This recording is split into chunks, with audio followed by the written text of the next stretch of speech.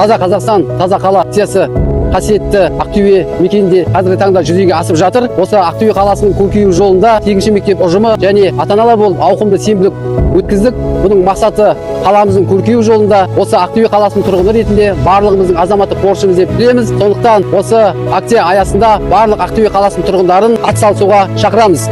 Бүгінгі таза Қазақстан, таза қала акциясына номер 8-ші орта мектебі ұжымымен және ата-аналар бірлесе отырып, өз қол ұшымызды беріп, көмегімізді тигізіп жатырмыз. Барлығымыздың міндетіміз осындай таза қалада табиғатымызды таза ұстау барлығымызға міндетті. Сіздерді де осындай табиғатымызды таза ұстауға сіздерді де шақырамын. Бүгінгі сенбілікте 1000-ден астам ата-ана қатысып, барлық жан-жағымызды Берсек көшесі мен осы мектептің айналасындағы аймақтың барлығына тазалық жұмыстарын жүргіздік. Және де айналамыз тап-таза, ап-әсем. Сіздерді де осындай шараға қатысып, барлығын таза ұстауға шақырамын.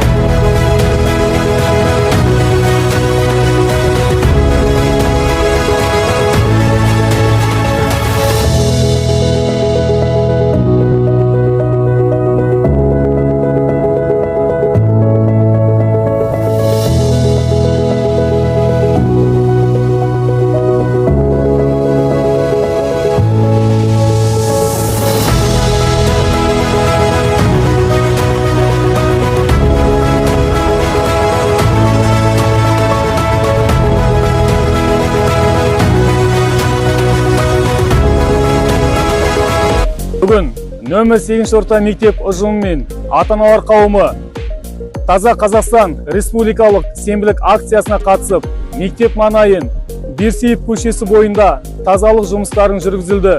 Бұл игі шараға 300-ге жуық ата-ана мен ұстаздар қатысты. Атқарылған жұмыстардың нәтижесінде 5 КАМАЗ қоқыс шығарылып, экологиялық мәдениетті қалыптастыруға зор үлес қосылды.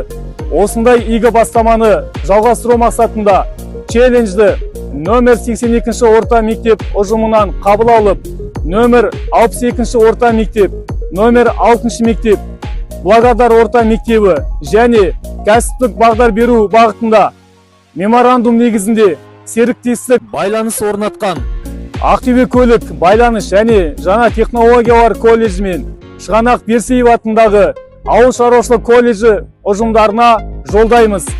Баршаңызды Таза Қазақстан акциясына белсенді түрде қатысуға шақырамыз.